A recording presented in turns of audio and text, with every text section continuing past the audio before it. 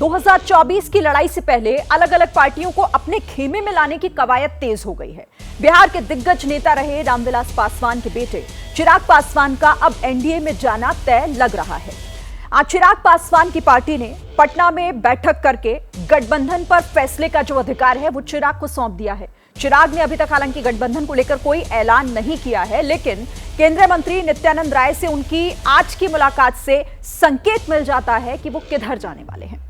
पहले जीतन राम मांझी और अब चिराग पासवान की एनडीए में एंट्री से बिहार में 2024 का समीकरण बदलने की पूरी संभावना है, क्योंकि बिहार में दलित वोटर 16% हैं और चिराग पासवान और जीतन राम मांझी बिहार में दलितों के सबसे बड़े नेता कहे जाते हैं। सिर्फ दलित नेता ही नहीं बल्कि उपेंद्र कुशवाहा और मुकेश सहनी जैसे पिछड़े नेताओं को भी एनडीए में जोड़ने की कवायद चल रही है और अगले कुछ दिनों में ये तस्वीर पूरी तरह साफ हो जाएगी। यूपी में भी ओम प्रकाश राजभर को जोड़कर पूर्वांचल में एनडीए को मजबूत करने की कोशिश हो रही है और ये सब कुछ हो रहा है 18 जुलाई के लिए, क्योंकि उस दिन दिल्ली में एनडीए की एक बैठक होने वाली है। 18 जुलाई इसलिए भी महत्वपूर्ण है क्योंकि उस दिन बेंगलुरु में विपक्ष की बैठक भी हो रही होगी। इस तरह 18 जुलाई का दिन सरकार और विपक्ष के लिए शक्ति प्रदर्शन का है और यही वजह है कि हम पूछ रहे हैं 18 जुलाई पर नजर, कौन जाएगा किधर। सवाल यह भी है कि 2024 की रेस एनडीए के साथ कितने फेस, और सवाल यहां यह भी कि क्या चिराग से रोशन होगा एनडीए।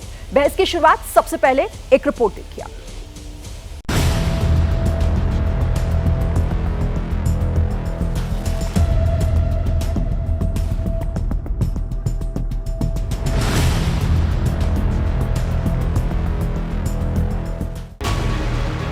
18 जुलाई को दिल्ली में होने वाली एनडीए की बैठक से पहले अब उन पार्टियों के लिए फैसले का वक्त है जिनके एनडीए में शामिल होने के कयास लग रहे हैं।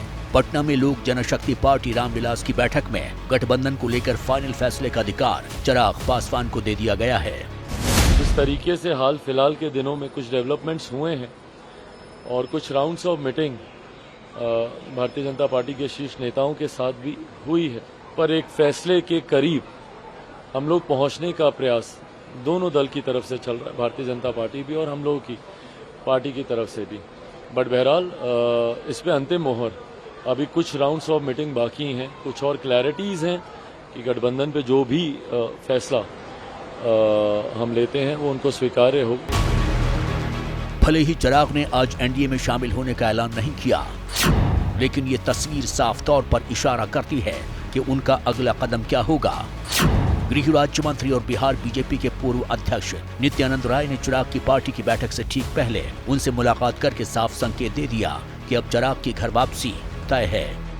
भाई चिराग जी हमारे मजबूत नेता है, चिराग जी मजबूत नेता है, इसमें कहाँ दो मत है।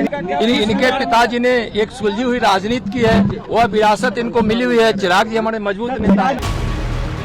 बिहार में कयास ये भी लग रहे हैं कि चिराग मोदी सरकार के विस्तार के दौरान कैबिनेट में शामिल हो सकते हैं, लेकिन चिराग ने फिलहाल इस मुद्दे पर चुप्पी साध ली है। इसको लेकर आज पार्टी के भीतर भी एक गहन मंथन हुआ है, विस्तार में चर्चा हुई है। आज सुबह केंद्रीय गृह राज्य मंत्री आदरणीय नित्यानंद राय जी आए थे, उनके साथ भी कई विषयों पर चर्चा हुई है।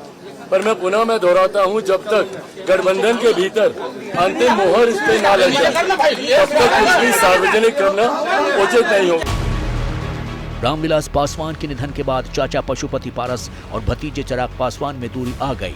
इस वक्त बीजेपी ने चाचा को साथ रखा, लेकिन शायद अब बीजेपी को भी एहसास हो गया है कि रामविलास पासवान की विरासत की नुमाइंदगी चिराग पासवान ही करते हैं।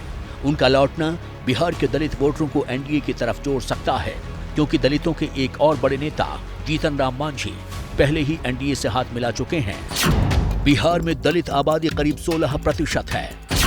बिहार की 40 में से 13 सीटों पर दलित वोटर बेहद असरदार हैं। इन 13 सीटों पर दलित आबादी 3 लाख से ज्यादा है।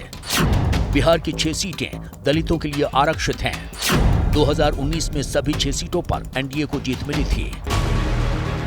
दलित नेताओं के अलावा बीजेपी बिहार से लेकर यूपी तक पिछड़े नेताओं को भी जोड़ने में लगी है। बिहार में उपेंद्र कुशवाहा, मुकेश सहनी और यूपी में ओम प्रकाश राजभर के भी आने वाले दिनों में एनडीए में शामिल होने को लेकर बातचीत अंतिम दौर में है। यूपी में तो राष्ट्रीय लोकदल के जयंत चौधरी और आजाद समाज पार्टी के चंद्रशेखर के भी एनडीए में शामिल होने की अटकलें लग रही हैं। हालांकि अंतिम तस्वीर 18 जुलाई यानी एनडीए की बैठक के दिन ही साफ होने की उम्मीद है।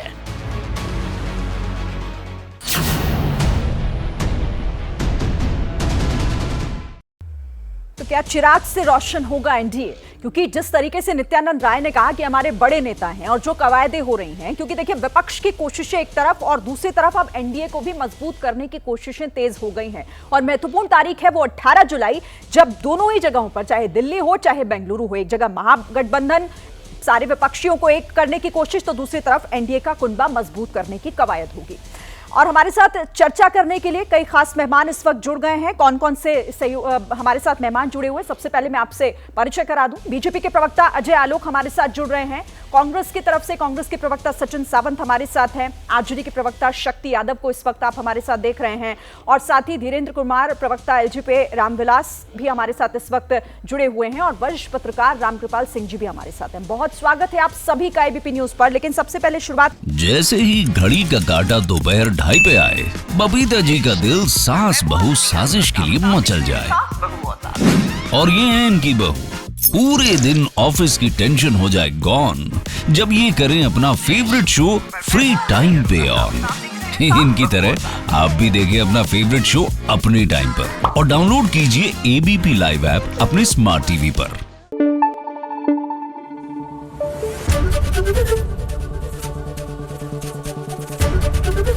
एबीपी न्यूज आपको रखे आगे।